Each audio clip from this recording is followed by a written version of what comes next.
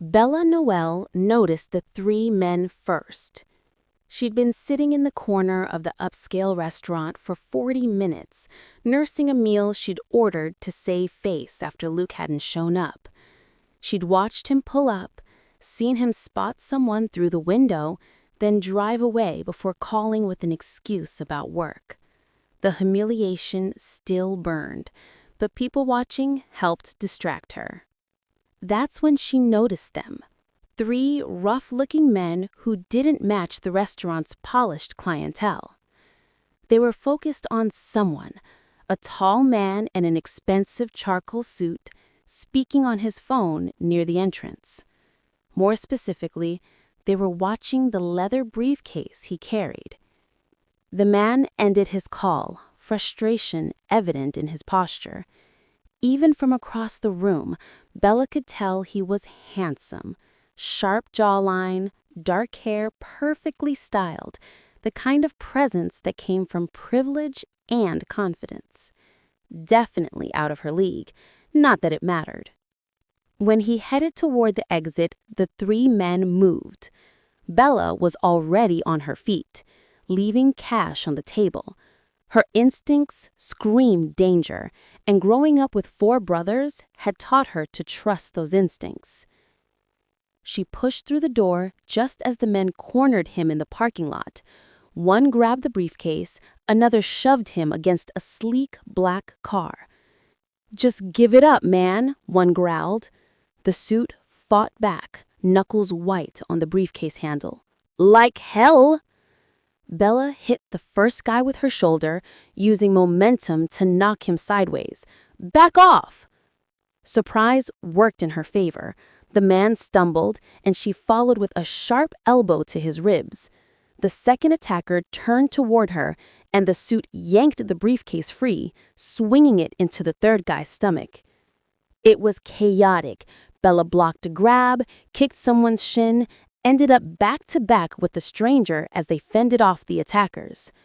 When he finally landed a solid punch that sent one man sprawling, the other two decided they'd had enough and scattered into the darkness. Bella stood there, breathing hard, adrenaline singing through her veins. The suit turned to her, green eyes wide with shock and something like awe. "Are you okay?" the man asked her. "Are you hurt?" She scanned him for injuries. A small cut on his cheekbone, suit rumpled, but intact. "Yes, thanks to you. Please let me," he said, rustling through his briefcase. But Bella's phone was ringing. From the tune, she knew it was Luke. She didn't know what to say if he asked if she was still at the restaurant. She bolted. "Wait, at least let me get your name," the stranger called behind her. She was already on her motorcycle, engine roaring to life. As she pulled away, she caught his reflection in her mirror, standing alone, still clutching his briefcase, staring after her like he'd seen a ghost. "There's some guy out front asking for your dad." Bella looked up from the transmission she was rebuilding. "What kind of guy?"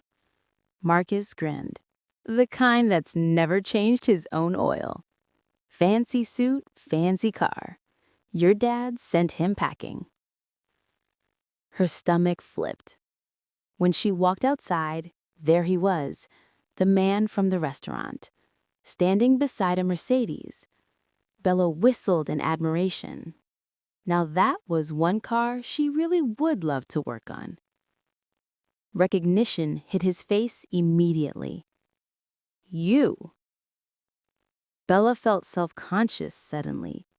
He'd come to see her father because of last night, to thank the family or offer a reward. The thought made her cringe. "Look, there's no need for all this," she said, arms crossed. "What happened last night, I was just helping someone in trouble. Call me a good Samaritan if you wish. There's no need to seek me out or thank my father. We're good." He blinked. "I'm sorry, what?" "I said we're good. No thanks necessary. Have a nice life." She turned away. "Wait, that's not..." I'm not here because of you." She stopped. "What?" He shifted the briefcase. "I came to speak with Thomas Newell about a business matter. I didn't know he was your father until just now." Oh, oh no. The embarrassment was acute. "Right, business, obviously. I'm just gonna—" She fled back into the garage, ignoring Marcus's curious look. Behind her, the Mercedes started and pulled away. Smooth, Bella, real smooth. 1 week later, Bella stood outside Luke's apartment building, staring at a "for rent" sign. "Luke, where are you?" she said when he answered her call. "I'm at your place in—" "Oh yeah, I moved. Didn't I tell you?" The casual tone was annoying. "No! When did this happen?" "Got a great offer from that development company. The compensation was too good to pass up." Bella took a deep breath and counted to 5. "You took money to move and didn't mention it?" A pause. "Bella, come on. I don't have to discuss every minor decision with you. It's not like we're married." Something cold settled in her chest. The counting exercise was no longer effective. "First, we've been together for 6 months. That should count as something. Secondly, moving is not a minor decision. Look, I didn't want to do this over the phone, but this isn't working. You're too much like one of the guys. I need someone more feminine. Someone I can take to work functions without worrying about whether she'll show up in work boots." The words hurt more than she expected. Every insecurity she'd ever had, confirmed. "Go to hell, Luke." She ended the call. The tears came hot and angry. She stumbled to the corner of the building, pressing against the brick wall. Too manly. Not feminine enough. Not enough. "Are you okay?" asked a familiar voice. Bella's head snapped up. The suit, because of course it was him, stood 10 feet away, expression carefully neutral. "How long have you been standing there?" "Long enough." He stepped closer. "Did you drive here?" "My bike's down the street. Why?" She wiped her eyes quickly. "Because you shouldn't drive when you're upset. Let me give you a ride home." She wanted to argue, but she was too tired. "Fine." They drove in silence. Then, quietly, "I'm Ethan, by the way. Ethan Cole." Despite everything, her lips twitched. "Bella Noel." "Nice to officially meet you, Bella." He glanced at her. "For what it's worth, anyone who can't see your value isn't worth your tears."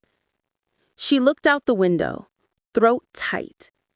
"You don't even know me. I know you risked yourself to help a stranger. I know you came to check on someone who didn't deserve it. That's enough for me." At her family's garage, he parked but didn't push, didn't ask questions.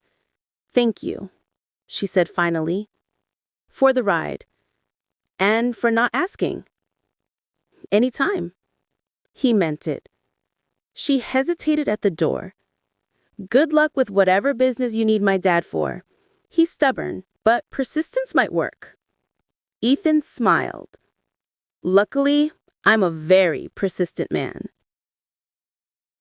After that, Ethan became a regular at Noelle's auto repair, always asking for Thomas, always being refused. Bella watched with growing amusement and something she was afraid to examine too closely. "You're wasting your time," she told him one afternoon while he waited. "Dad doesn't trust developers." Ethan leaned against the wall, comfortable despite his suit. "Then I'll prove I'm different." "Why is this so important?" she asked. It's just one old apartment complex. My father is stepping down as CEO. I need to close this renovation deal for the Riverside complex to take his place. If I don't, the position goes to Frederick Hendricks. His jaw tightened. Frederick is a snake who'll run the company into the ground. I actually care about doing developments right, improving communities, not displacing them.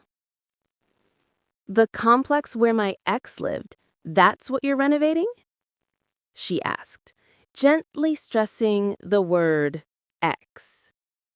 Yes, it needs serious work, but I want to keep rent controlled for existing tenants.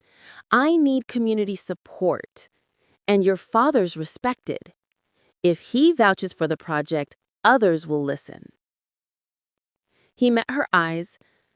I swear I had no idea you were his daughter until I saw you that day. She believed him.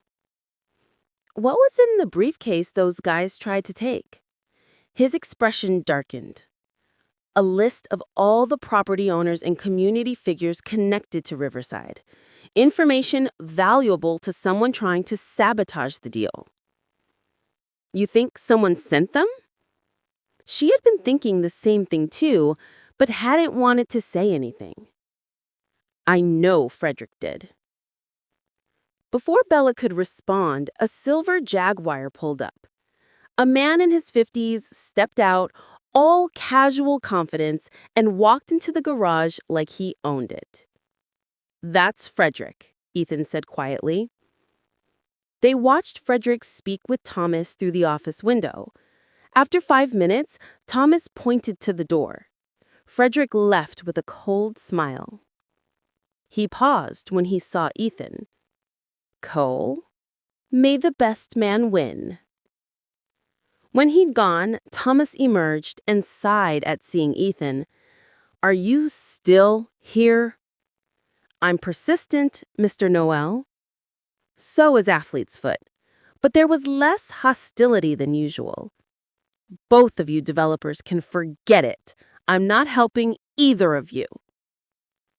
After Thomas walked away, Bella said, Don't give up.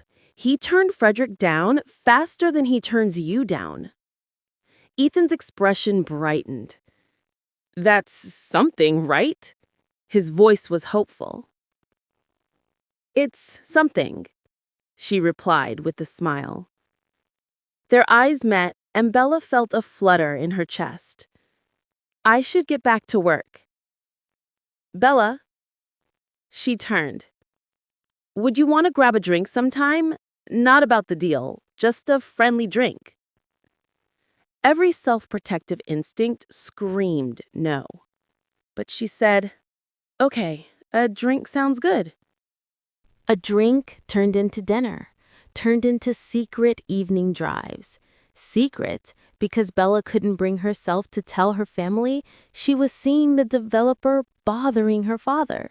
Ethan was different than expected. He laughed at her terrible jokes, didn't mind grease under her fingernails, talked about architecture with genuine passion, and listened to her explain engine repair like it fascinated him. 3 weeks in, he said, I have a company luncheon Saturday. I'd really like you to come. Bella's stomach dropped. Like a work thing?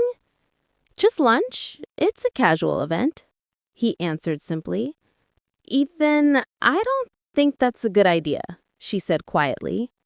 Why not? He asked, genuinely confused. Because she'd embarrass him. Because Luke's words still echoed. What if I don't fit in? Ethan said. Bella. He turned to face her. I could never embarrass you. I'm not asking you to be anyone other than who you are.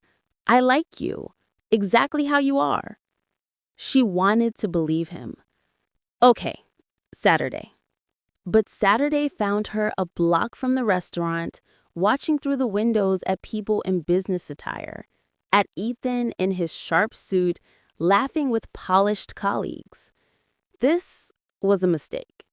She texted, something came up. I'm sorry. then drove home before she could see his disappointment. He called 20 minutes later. What happened? Something came up, she lied. Where are you? His voice was gentle. Home, she sighed. Stay there, I'm coming over. He showed up still in his suit, windswept and determined. I am not embarrassed by you. I didn't invite you because I needed an arm candy. I wanted you there because being with you makes everything better. He took her hands. I don't want you to change. I want you exactly as you are. Even if I can't fit in? She asked, giving voice to her fears. Who says you have to? Maybe I'll fit into yours. I'm getting good at the garage. Despite herself, she laughed. Will you give me another chance? Let me prove I'm not embarrassed by you? She nodded, not trusting her voice. Good, because I'm not letting you go without a fight. The next weeks fell into easy rhythm. Ethan came by regularly, and they stopped hiding their relationship. Her brothers teased mercilessly. Her father watched with cautious approval. Then Bella arrived at the garage one morning to find Marcus standing outside, pale. The bay doors were smashed, glass everywhere. Inside was worse. Tires slashed, hoods dented, tool chest overturned, spray painted on the wall in red. Leave Riverside alone. This is the Coles, her brother Danny said when the family arrived. Intimidation. No, Bella pulled out her phone. Ethan wouldn't do this. Thomas looked at the destruction and his expression hardened. Maybe they're working together. Dad, no. Ethan answered on the first ring. What happened? Someone trashed the garage, left a message about Riverside. He swore. Frederick, this has his fingerprints all over it. My family thinks it's you, she said. A pause. Do you think it's me? Bella looked at the devastation, thought about Ethan's kindness. No, but I need your help to prove it. Whatever you need, I'm on my way. Ethan arrived with his head of security, Martin, a former cop who examined the scene professionally. Security cameras? Just one out front. They avoided it. Smart, but sloppy. Martin pointed at the spray paint. This is emotional. Professional vandals don't leave signatures. Bella pulled up restaurant footage on her phone from the night she'd saved Ethan. Are these them? Martin studied it and nodded. Could be. Let me make calls. 2 days later, Martin returned. Found one, Tony, small-time muscle for hire. Frederick Hendricks, LLC, paid him to steal your briefcase and trash this garage. He laid out bank transfers. Hendricks has been sabotaging the deal from the start. We need him to confess on record. Martin smiled. I know where he drinks. The dive bar was Bella's kind of place. She and Ethan sat in a corner while Martin approached Tony, wired with a recording device the police approved. After 30 minutes, Martin returned. Got it. He confirmed everything. The confession led to Tony's arrest. He immediately rolled on Frederick for a lighter sentence. With Frederick facing criminal charges, Coal Development's board removed him from CEO consideration and fired him. Ethan stood in the repaired garage, courtesy of his insurance and personal check, waiting. Thomas looked at the evidence, at his daughter beside the developer who'd proven his integrity. My daughter vouches for you. That means something. You caught the man who hurt my business and made him pay. That means something too. I never wanted anyone hurt, Ethan said. I just wanted to do this right. Thomas nodded. Show me the plans again. After reviewing everything, asking hard questions, Thomas sat back.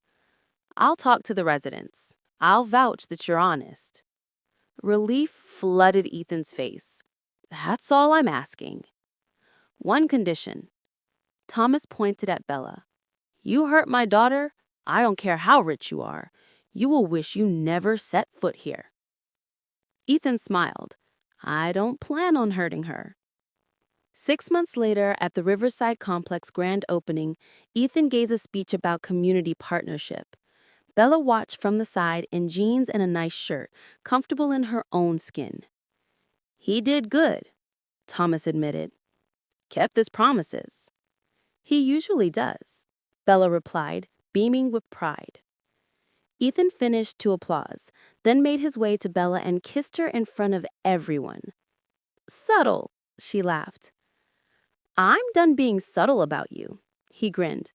The new CEO can date whoever he wants. Later, on the roof of her family's garage where they'd escaped, Ethan pulled out a small box. I was going to do this somewhere fancy, but I realized you'd hate that. I want you comfortable, happy, exactly as you are, forever. He opened the box, revealing a simple ring. I love your strength, your loyalty, the way you see through the bullshit. I love that you saved my life and changed it. Bella Noel, will you marry me? She was grinning, nodding. Yes, of course yes. He slipped on the ring, perfect fit, because he'd enlisted her mother's help. You really want to marry the mechanic? I really want to marry the woman brave enough to fight off muggers and kind enough to give a nervous billionaire a second chance. He stroked her cheeks tenderly. Also, someone needs to teach me about cars. She laughed. You're lucky I love you. I'm the luckiest man alive. They stayed until sunset, talking about the future, a small wedding at the garage, kids someday, a life built together. Below, they could hear their family, Thomas yelling about wrenches, brothers arguing, Mrs. Noel calling for dessert. We should tell them, Bella said. In a minute. I want to keep you to myself a little longer. She turned, the ring catching light. I love you, Ethan Cole. I love you too, work boots and all, he said, grinning. Especially the work boots, she teased.